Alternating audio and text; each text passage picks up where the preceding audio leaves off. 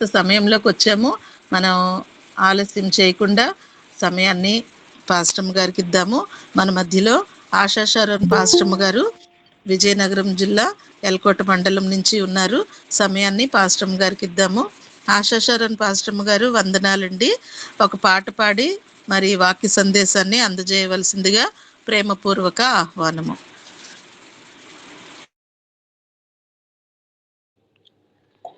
Praise లార్డమ్మా. మరి సమయం ఇచ్చిన దేవునికి, అవకాశం ఇచ్చిన దైవ సేవకులకి, కూడిన మీ అందరికీ కూడా ప్రభు పేరు వందనాలు తెలియపరచుకుంటున్నాను. నాకు ఇచ్చిన అవకాశం బట్టి మరి దేవునికి వందనాలు. పాట పాడుకుని ప్రభు నామాన్ని మహిమపడతా.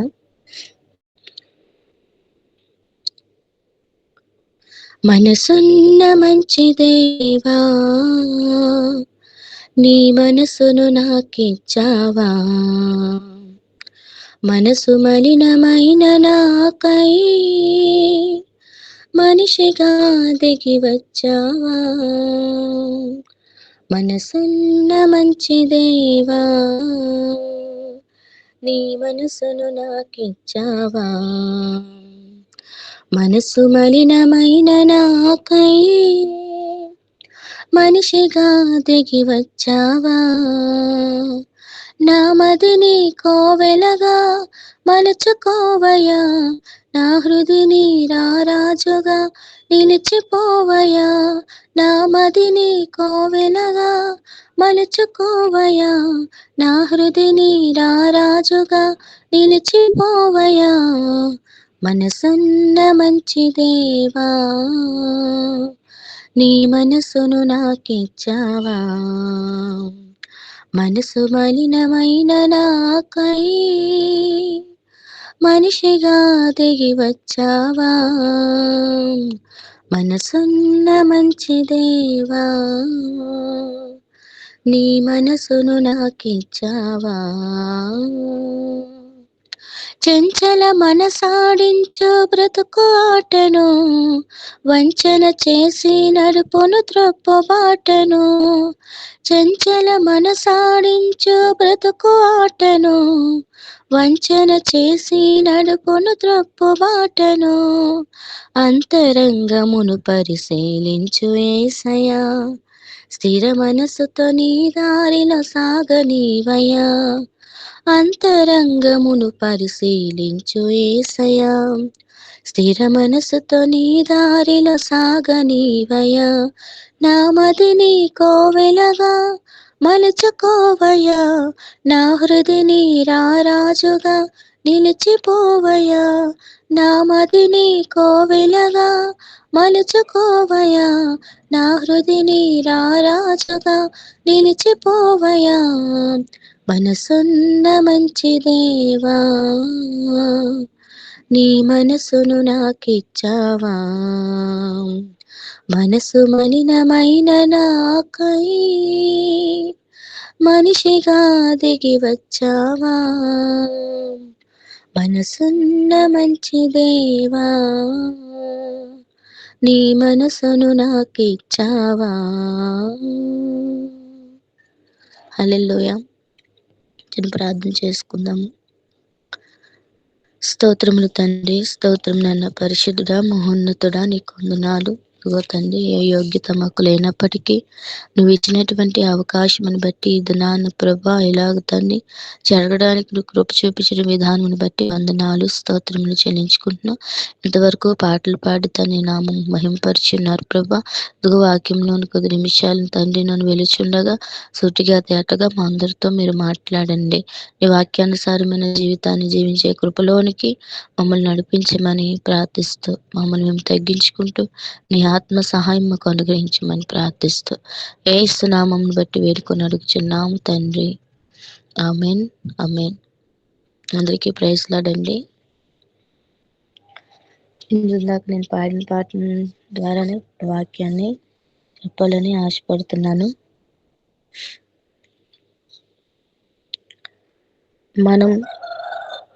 మనకి రెండు మనసులు అనేవి ఉంటాయి. ఒకటి శరీర సంబంధమైనటువంటి మనసు, రెండవది ఆత్మ సంబంధమైనటువంటి మనసు. శరీర సంబంధమైన మనసు సాతాను మనస్సు, ఆత్మ సంబంధమైన మనస్సు దేవుని యొక్క మనస్సు. అయితే మనం ఎలా జీవిస్తున్నాము? శరీరసారంగా ఉన్నామా? ఆత్మానుసారంగా ఉన్నామా? శరీరసారమైనటువంటి మనసు మనకేం చెప్తదంటే ఆత్మీయతలో ఎదగకుండా మన మనసును ప్రేరేపిస్తూ ఉంటది. కానీ ఆత్మానుసారమైన మనసు దేవుని పనిలో ఉండాలి, దేవుని కొరకు బ్రతకాలి, దేవుని కోసం ఏదో చేయాలని కలిగించేటటువంటి దేవుని ప్రేరేపణ కలిగినటువంటి మనస్సు. మరి 40 రోజులు ఉపవాస ప్రార్థనలు మరి జరుగుతున్నాయి. ఏదో విధంగా దేవుడు మరి ఉపవాసం చేయిస్తున్నాడు. ఈ ఈ యొక్క ఈ 40 రోజుల ఉపవాస ప్రార్థనలోని శరీరసారమైన మనసు ఏం చెప్తదంటే, ఎందుకు చేయడం? అవసరం లేదులే. నీ బలహీనతలు దేవుడికి తెలుసు కదా! నువ్వు ఉండవసరం లేదు. నువ్వు ఉండక్కర్లే అని చెప్తది. ఆత్మానుసారమైన మనసు ఒక్క పూటనే నేను చెయ్యాలి దేవుని కోసం. నా శరీరాన్ని నలుగొట్టుకుంటే ఆత్మ నాలోని జీవింపజేస్తదని ఈ విధమైనటువంటి మనసు అనేది మనలో 2 విధాలుగా ఉంటది. అయితే మనం ఆత్మానుసారంగా జీవిస్తున్నామా? అంటే దేవుని మనసుతో మనం ఉంటున్నామా? సాతాను చెప్పేటటువంటి శరీర సంబంధమైన మనుషులుగా మనం జీవిస్తున్నామా అనేది మనం చూద్దాం. మామూలు శరీర సంబంధమైన మనసు అనేది చెడ్డ మనసు. మరి ఆత్మానుసారంగా నడిచేటటువంటి మనసు ఎలాంటిదంటే అది మంచిది. అది దేవుని మనసు. అయితే ఎలాంటి మనసు వల్ల మనకి ప్రాబ్లమ్స్ ఎదురవుతాయి అంటే యాకోబు రాసిన పత్రిక 1వ అధ్యాయము ఏంటి ఒకసారి యాకోబు రాసిన పత్రిక 1వ అధ్యాయము 8వ వచనమండి. యాకోబు రాసిన పత్రిక 1వ అధ్యాయము 8వ వచనమండి. ప్రతి మనుష్యుడు మనస్కుడై తన సమస్త మార్గముల యందు అస్థిరుడు గనుక ప్రభువు వలన తనకేమైనను దొరుకునని తలంచుకొనరాదు. ఆమేన్. ఇక్కడ మనుషుడు ఎలా ఉన్నాడంటే ద్విమనస్సు కలిగి ఉన్నాడు. అంటే ఏంటి ద్విమనస్సు అంటే 2 మనసులు కలిగి ఉన్నాడు. ఒకటి 2 విధాలుగా ఆలోచిస్తున్నాడు. ఒకటి చేయాలనుకుంటే ఒకటి చేయకూడదని, ఇంకోళ్ళు ఉండాలనుకుంటాడు, ఇంకొకలాగా ఉండాలనుకోడు. అంటే 2 విధాలుగా ఆలోచిస్తున్నాడు. అని ఆత్మానుసారమైన మనసు వస్తే ఒక స్థిరమైన మనసు వస్తది. స్థిరమైన మనసు వస్తే అప్పుడు మనం ఏది చేసినా దేవుడు ఆ యొక్క ఆత్మానుసారం మనసు ఎప్పుడైతే మనలో ఉంటుందో మనలో స్థిరత్వం అనేది ఏర్పడుతుంది. ఇంకా శరీరానికి అవకాశం మనం ఇవ్వము. ఇంకా మనం 2 విధాలుగా ఆలోచించేటువంటి అవకాశం ఉండదు. కానీ అటు మనుషుడు ఎలా ఉన్నాడట? ఇక్కడ సందేహించే వారి గురించి మాట్లాడుతూ ఆ మనుషుడు ద్విమనస్కుడై అంటే 2 మనస్సులు కలిగిన వాడై తన సమస్త మార్గముల యందు అస్థిరుడు. స్థిరత్వం లేదు అతనికి. అందువల్ల స్థిరత్వం లేకపోవడం వల్ల దేవుడు ఏదో మనకి ఇస్తాడులే అన్నట్లుగా భక్తి చేస్తారు. కానీ ఆత్మానుసారమైన మనసు ఉండేవారు ఎలా ఉంటారంటే దేవుడు నన్ను ఆశీర్వదించినా ఆశీర్వదించకపోయినా, దేవుడు నన్ను దీవించినా దీవించకపోయినా నేను దేవుని పని చేస్తాను. దేవుని చిత్తం నా జీవితంలో నెరవేరాలి. అంతేగాని దేవుడి కోసం అంటే ఎలా ఉంటదంటే దేవుడు నాకు ఏది ఇస్తారని చాలా మంది యేసుప్రభుని ఎందుకు నమ్ముకున్నామమ్మా అంటే నా ఆరోగ్యం బాగు చేశారని నమ్ముకొని అంటున్నారు. అయితే మళ్ళీ ఒకవేళ మళ్ళీ బలహీనతలు వస్తే దేవుని వదిలేస్తామా? అది శరీర సంబంధమైనది. కానీ ఆత్మ సంబంధమైన వారు అసలు మన ప్రభువుని ఎందుకు నమ్ముకున్నాము అంటే మనం ఏం చెప్పాలి? నా దేవుడు నా కోసం ప్రాణం పెట్టాడు.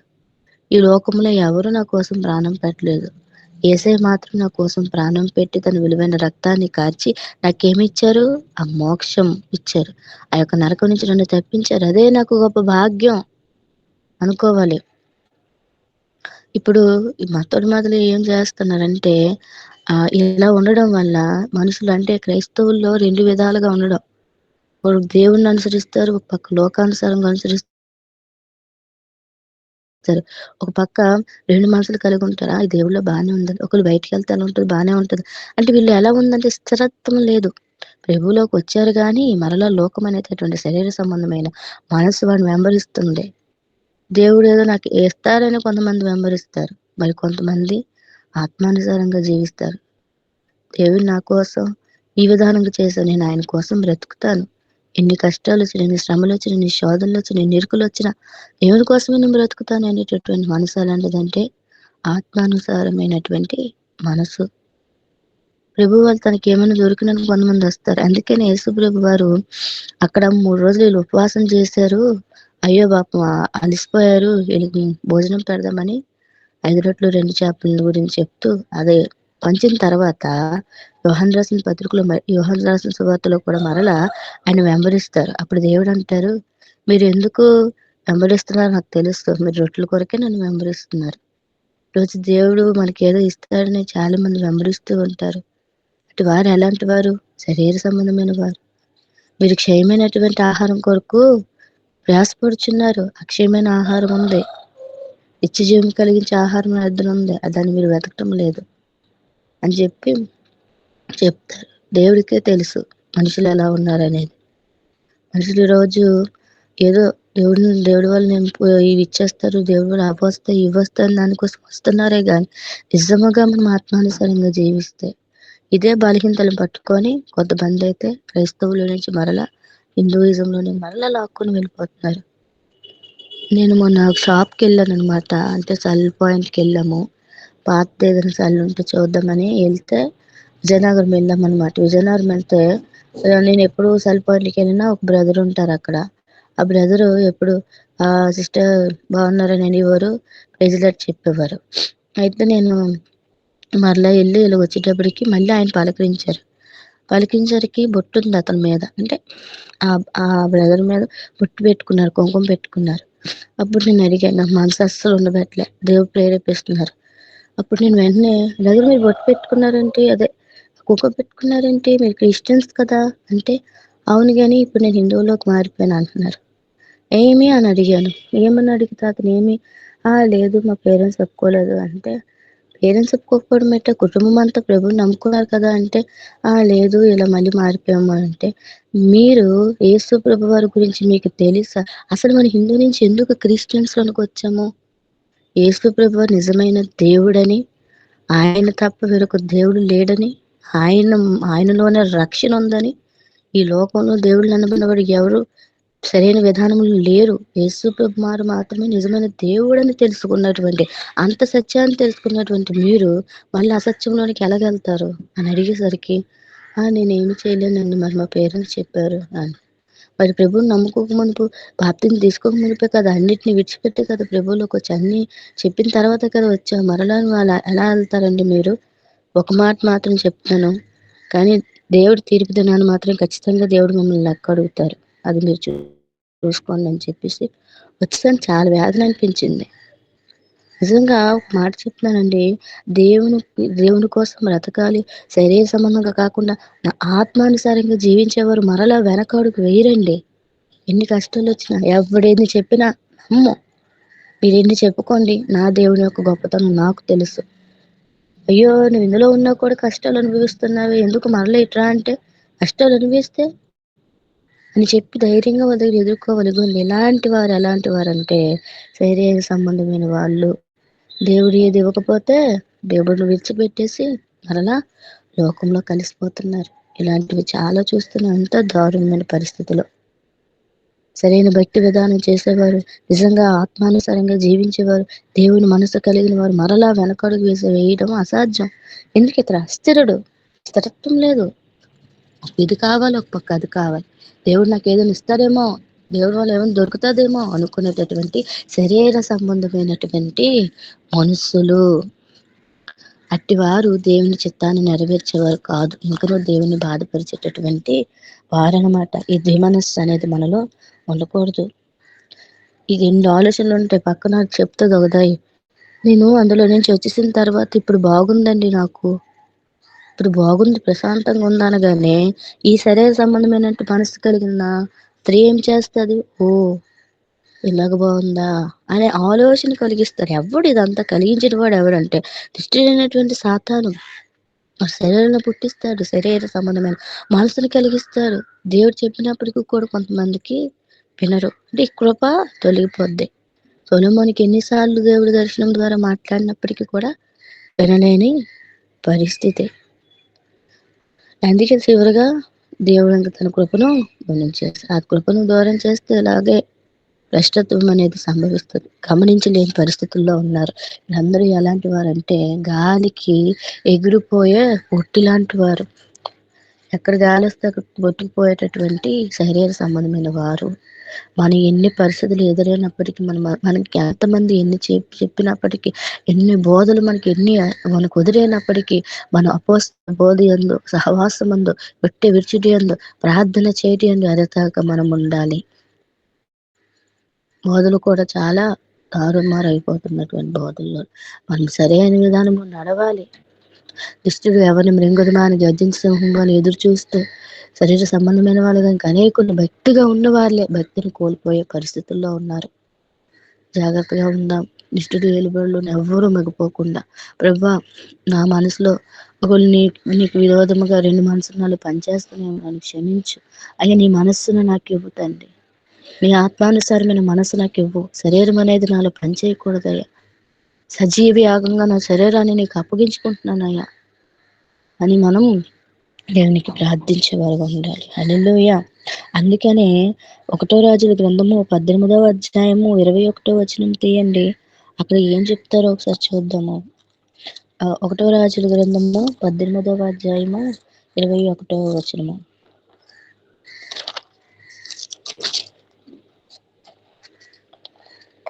1 రాజులు 18:21 వచనంకి వస్తే, ఏలియా జనులందరి దగ్గరకు వచ్చి జనులందరి దగ్గరకు వచ్చి, ఎన్నాళ్ళ మటుకు మీరు 2 తలంపుల మధ్య తడబడుచుందురు?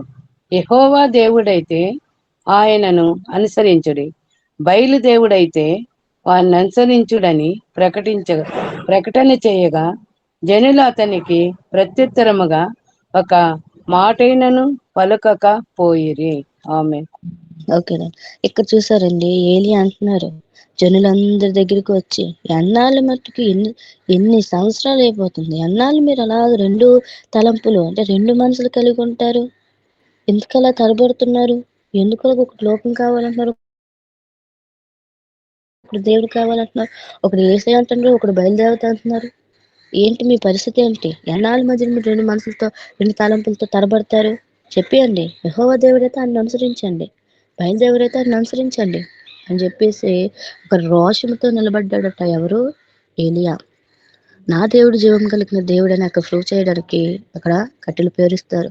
సరే, మీ దేవుడైతే ఈ దహన బలిని ఆయన అగ్నితో కాల్చివేస్తారు, ఈ బయలుదేవుడే అయితే అని చెప్పి అక్కడ ఒక పోటీ జరుగుతుంది, అక్కడ పరీక్ష జరుగుతుంది. అక్కడ ఎన్ని కోసుకుంటారో, ఇశ్రాయేలు ప్రజలైతే కోసేసుకుంటారు. దేవుడు దహన బలి అర్పించేది గల బయలుదేవత అనుకొని ఎన్నో చేస్తారు.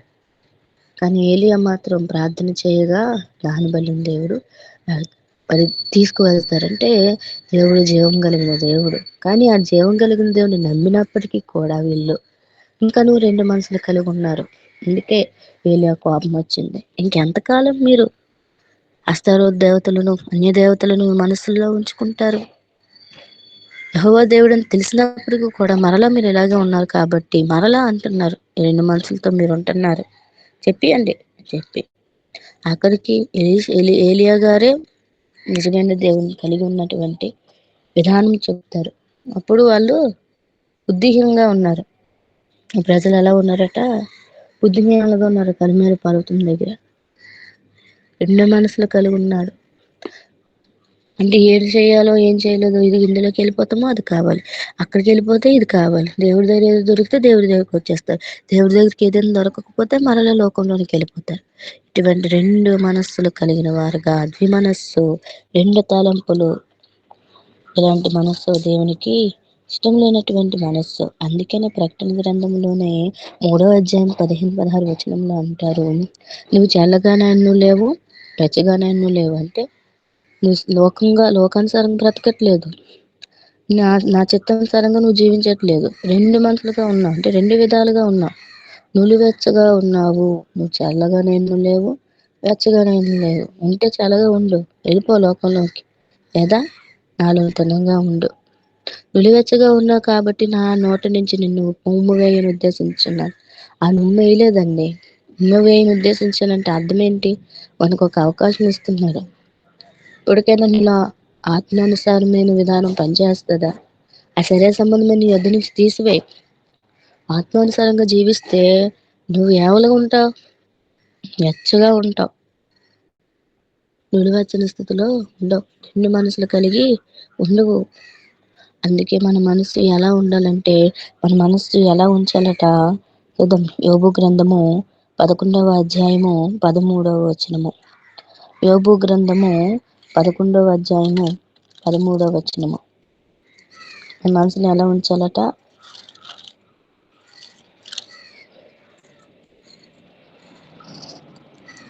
యోబు గ్రంథము 11వ అధ్యాయము 13వ వచనము. నీవు నీ మనస్సును తిన్నగా నిలిపిన ఎడల, నీ చేతులు ఆయన వైపు చాపిన ఎడల. చాపిన ఎడల. చాలండి. నీవు నీ మనస్సును, మన మనస్సును ఎలా ఉంచాలంట? తిన్నగా నిలపాలి. తిన్నగా నిలపకుండా అటు ఇటు చూసామనుకోండి, అటు ఇటు ఏమున్నాయి? దుష్టుడు కార్యాలు కనబడుతూ ఉంటాయి. శరీరం పనిచేస్తుంది. మనం తిన్నగా అంటే ఎవరి వైపు చూడాలి? సిలువ వేయబడినటువంటి క్రీస్తు వైపున మనం చూస్తే ఆత్మానుసారమైన మనలో పనిచేస్తుంది. దేవుని వైపు చూస్తే, దేవుని వైపు తిన్నగా మనం మనస్సు నిలిపితే, మన ఇటువైపు అటువైపు అనేవి మనకి లోక సంబంధమైనటువంటి శరీర సంబంధమైనది మనకి ఏలుబడి చేయదు. మనం మనసు తిన్నగా నిలుపుకోవడం. సమస్యలు వస్తే దేవుడి దగ్గరికి రావడం.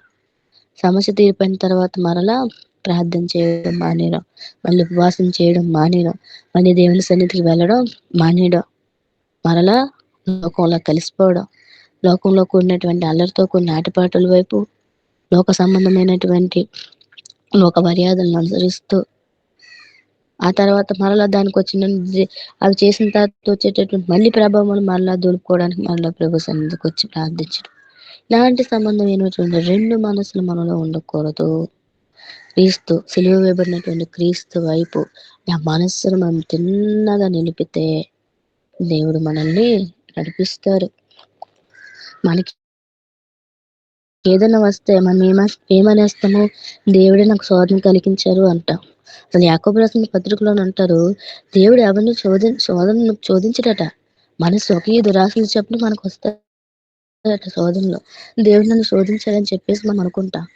దేవుని శోధించిన శోధన అంటే ఏంటి? దేవుని కోసం బ్రతికేటప్పుడు ఎదురయ్యే కష్టాలు. అగ్నిగుండంలో నేసిస్తానంటాడు. అది పరీక్ష, దేవుని యొక్క పరీక్ష. సింహాల గుహలో వేసేస్తారు, అది దేవుని పరీక్ష. అది అప్పుడు నువ్వు ఆత్మ సంబంధమైన వాడువా, శరీర సంబంధమైన వాడువా తెలిసిపోద్ది. మనం ఎంత భక్తి చేస్తామండి, కానీ మన దగ్గరికి వచ్చేటప్పటికి మనం భక్తిని కోల్పోతాం. అలా ఉండకూడదు. మన స్థిరత్వం ఉండాలి.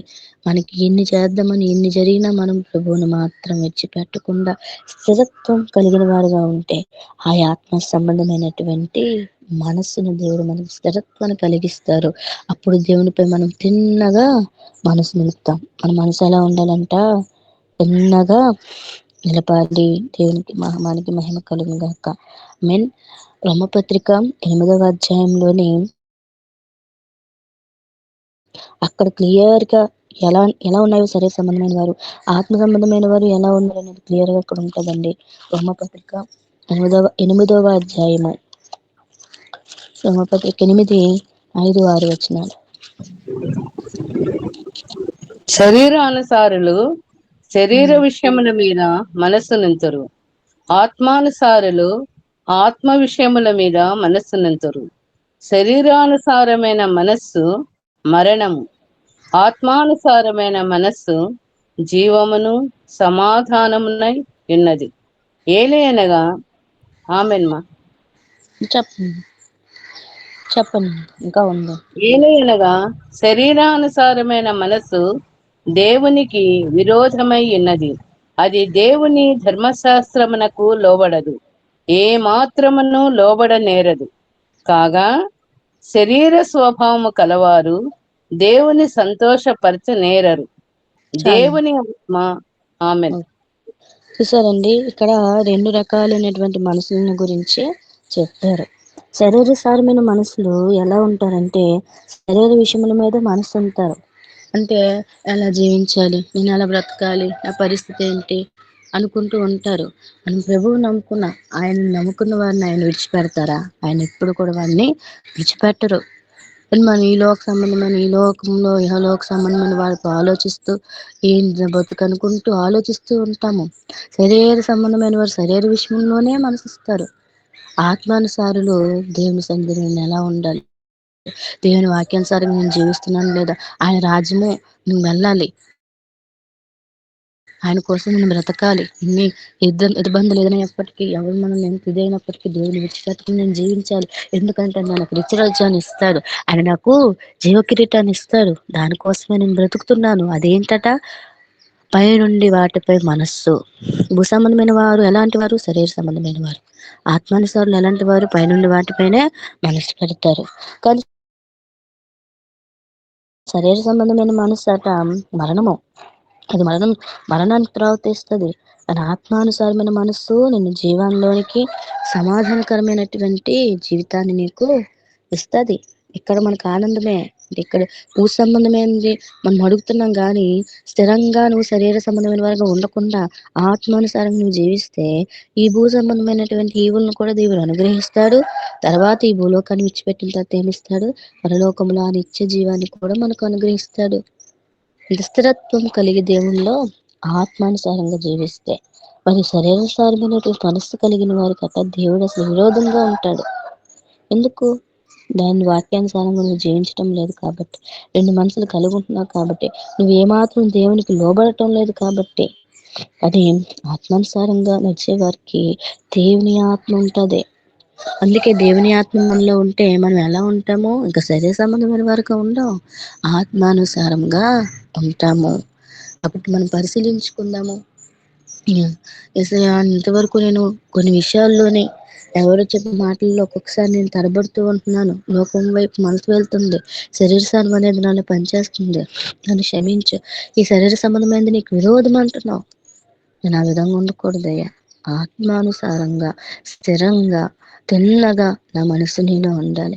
మీ ఆత్మ నాకు అనుగ్రహించండి. ఆత్మ సంబంధమైన వారుగా నేను ఉండాలయ్యా. అప్పుడు శారీరక క్రియలను నేను చంపివేయగలను. ఆత్మలో దేవుని ఆత్మ మనలో ఉన్నప్పుడు శరీరాన్ని మనం జయించగలం. ఇంకా శరీర సంబంధమైన మనస్సు మనలో రాదు. దేవుడు మనతో ఉన్నప్పుడు, దేవుని అభిషేకం మనతో ఉన్నప్పుడు, శరీరం పనిచేస్తున్నప్పుడు దేవుని ప్రేరేపిస్తూ ఉంటాడు. నువ్వు అక్కడికి వెళ్ళకు అని, అది చెయ్యకు అని, నువ్వు అక్కడికి వెళ్ళకు, ఆ విధానంలో నువ్వు నడవకు అని చెప్పి, ఈ విధంగా ఆత్మానుసారమైన మనస్సు నిత్య జీవాన్ని కలిగిస్తుంది. ఒకవేళ శరీరమే పనిచేసింది అనుకోండి, మనం నిత్య జీవంలోనికి వెళ్ళము.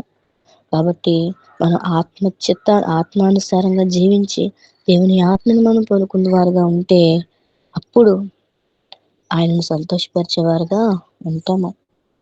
మన మనసును తిన్నగా నిలిపించాలి. అందుకని ఏం చెప్పారంటే, 2 కొరింథీ రాసిన పత్రిక 7వ అధ్యాయము 10వ వచనం నుంచి చెప్తున్నారు. నీ మనస్సు ఎలాంటి మనస్సుగా ఉంటే ఏం జరుగుతుందట? 2 కొరింథీ రాసిన పత్రిక 7వ అధ్యాయము 10వ వచనం అండి. 2 కొరింథీ రాసిన పత్రిక 7వ అధ్యాయము దైవ చిత్తానుసారమైన దుఃఖము రక్షణార్థమైన మారు మనస్సును కలుగచేయును. ఈ మారు మనస్సు దుఃఖమును పుట్టించదు. ఆమె సరే, చూసారండి ఇక్కడ ఏం చెప్తున్నారట? ఏం ఏం చిత్తానుసారమైన మనసు అట? దైవ చిత్తానుసారమైన మనస్సు, దానినే ఆత్మానుసారమైన మనస్సు అంటారు. అంటే దేవునికి ఇష్టమైనటువంటి చిత్తం అంటే మనసు అనమాట.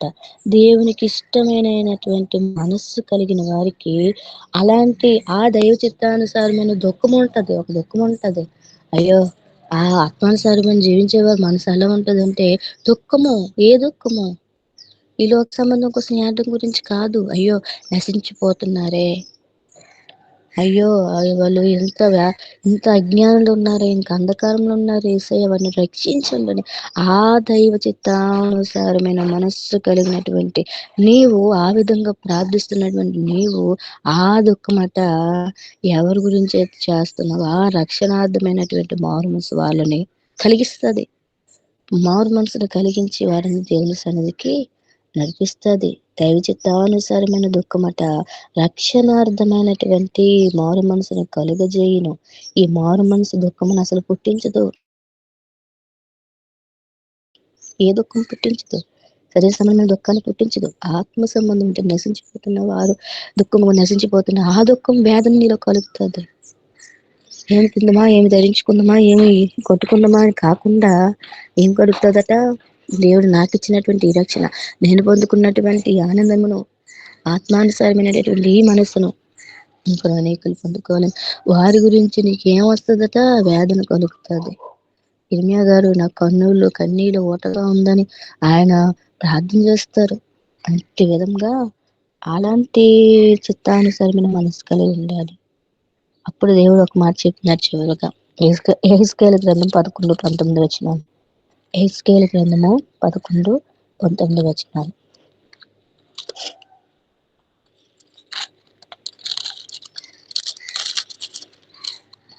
యెహెజ్కేలు 11:19. అప్పుడు మనకి దేవుడు ఏమి ఇస్తారట చూడండి.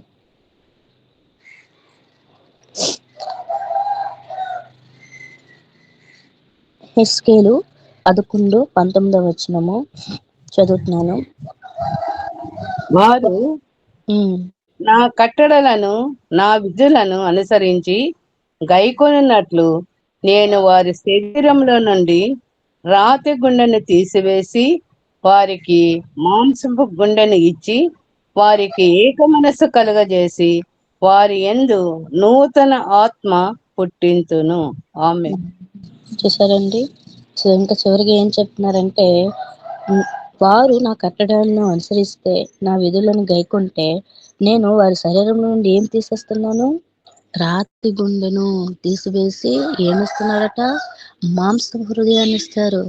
కఠినత్వం అనేది మనలో పోతుంది. అంటే శరీర సంబంధమైన కఠినంగా ఉంటారు, మనసు కరగదు.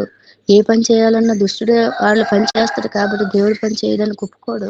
అందుకని ఆయన కట్టడాలను, ఆయన విధులను, ఆయన ఆజ్ఞలను అనుసరించి నడుచుకునేటప్పుడు దేవుడు ఆటోమేటిక్గా మనలో ఉన్న శరీర సంబంధించినటువంటి మనసు అయినటువంటి రాతి గుండెను తీసివేసేసి ఏం హృదయాన్ని ఇస్తారట, మాంసపు హృదయాన్ని ఇస్తారు. తర్వాత ఏం చెప్తున్నారు, అప్పుడు నీకేం కలిగిస్తాడట, ఏక మనస్సు అంటే ఒక్క మనస్సే, స్థిరమైన మనస్సు, అదే ఆత్మానుసారమైన మనస్సు. ఒకే మనసు నేను కలిగిస్తారు. ఇంకా నీకు శరీరం అనేది పనిచేయదు. ఎందుకంటే దేవుడు ఆటోమేటిక్ మీలో ఏం తీసేస్తారు, రాతగుండి కలిగినటువంటి శరీర మనస్సును తీసివేసి నూతన హృదయాన్ని అంటే మాంస హృదయాన్ని, నశించిపోతున్న వారి కొరకు ప్రార్థించేటటువంటి హృదయము, ఆత్మానుసారంగా దేవుడు పని చేయాలని ఆలోచన కలిగినటువంటి ఆత్మానుసారమైనటువంటి మనస్సును దేవుడు కలిగి చేసి ఓన్లీ ఏక మనస్సు ఇస్తాడు, ఒకే మనస్సు ఇస్తాడు. ఇంకా రెండు విధాలుగా ఆలోచించే అవకాశమే నీకు ఉండదు. కాబట్టి ఆయన ఆజ్ఞానుసారంగా, చిత్తానుసారంగా మనం నడిస్తే ఆటోమేటిక్గా మనలో శరీర సంబంధమైన మనసుని దేవుడు తీసివేసి ఆత్మానుసారులు మనల్ని జీవిస్తారు. ఆత్మానుసారులు ఆత్మ విషయం లేదా మనసు ఇస్తారు. దేవుని కోసం బ్రతకాలి, దేవుడి పని చేయాలి. అయ్యో నశించిపోతున్నారు, ఎవరు అయ్యో అజ్ఞానాలకు వెళ్ళిపోతున్నారు, అదేంటి ప్రభుత్వం తెలుసుకుని మళ్ళీ లోక సంబంధంలోకి వెళ్ళిపోతున్నారు, అయ్యో వారు ఇలా వెళ్ళకూడదని దేవుని కోసం మనం ప్రకటించేవారు అంతా. ఇది ఆత్మానుసారం జీవించేవారు. ఆత్మానుసారం జీవించేవారు ఎన్ని సమస్యలు వచ్చినా దేవుని కోసం బ్రతుకుతారు. కాబట్టి శరీర సంబంధం ఏదైనా మనం పనిచేస్తుందేమో, ఒక్కొక్కసారి మనలో లోకంలో బయటకు వెళ్ళిపోతున్నామేమో, మనలో వస్తున్నామేమో, అలా ఉండకూడదు. మన మనసు తిన్నగా నిలపాలి. ఏక మనసుతో అంటే ఒకే మనస్సు, అదే ఆత్మానుసరమైన మనస్సు కలిగిన వారుగా ఉంటూ ఆయన చిత్తాన్ని భూమి మీద నెరవేర్చేవారుగా ఉందాము. కృపదేవుడు మనకు అనుగ్రహించిన కాక. Amen, amen. అవకాశం ఇచ్చిన దేవసేవకుడికి కుటుంబ మీ అందరికి కూడా ప్రేమపేట వందనాలు. ఆమెన్. వందనాలమ్మా. చక్కని వాక్యము. ద్విమన స్కూల్ శరీరానుసారమైన మనస్సు, ఆత్మానుసారమైన మనస్సు. ఎందరూ దేవుని ఆత్మ చేత నడిపింపబడుదురో వారు దేవుని కుమారులయ్యుందురు. ఎందరూ దేవుని కుమారుడైన యేసు క్రీస్తునందు విశ్వాసం ఉంచుతారో వారందరికీ దేవుని పిల్లలగుటకు అధికారము ఉన్నది. రోమా యోహాను సువార్త 1వ అధ్యాయం 12 ప్రకారం. అయితే దేవుడని యేసుక్రీస్తు దేవుని కుమారుడని తెలుసుకున్నంత మాత్రం చేత మిగిలిన జీవితం అంతా జీవించాలి కదా. ఆ జీవించటానికి, బ్రతకటానికి దేవుని కుమారుడైన యేసుక్రీస్తు ప్రభుల వారు దేవుని కుమారుడని ఎరుగుతాం. అయితే జీవితకాలం అంతా ఆ దేవుని ఆత్మ చేత నడిపింపబడుతూ దేవుని కుమారుడుగా కొనసాగుతాం. దేవునికి స్తోత్రం కలుగునుగాక. జాన్సన్ గారు ఏ పాటి దాననయ్యా 2వ చరణం పాడతారా? నీ ప్రేమను మరవలేనయ్యా, నీ సాక్షిగా బ్రతికేదనేసయ్యా, నేనొందిన ఈ కృపను ప్రకటింతును బ్రతుకంతా, నేనొందిన ఈ జయము నీవిచ్చినదేనయ్యా, నీవిచ్చిన జీవముకై స్తోత్రం యేసయ్యా. పాడతారా జాన్సన్ గారు? సాంగ్ తీయాలి కదా భాస్కర్.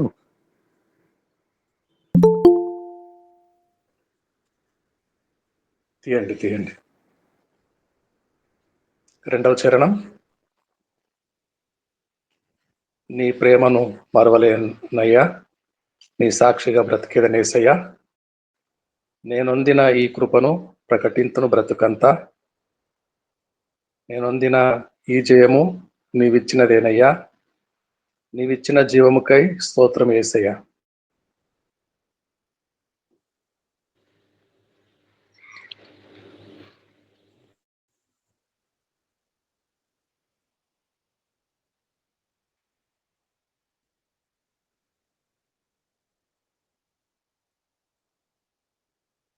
దొరికిందా జాన్సన్ గారు?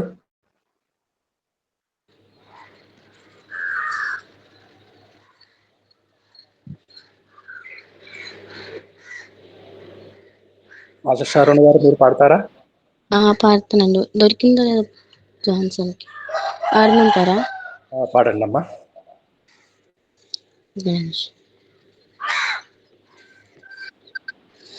నీ ప్రేమను మరువలేనయ్యా, నీ సాక్షిగా బ్రతికెదనేసయ్యా, నేనొందిన నీ కృపను ప్రకటింతును బ్రతుకంతా, నీ ప్రేమను మరువలేనయ్యా, నీ సాక్షిగా బ్రతికెదనేసయ్యా, నేనొందిన నీ కృపను ప్రకటింతును బ్రతుకంతా, నేనందిన ఈ జయము నీవిచ్చినదేనయ్యా,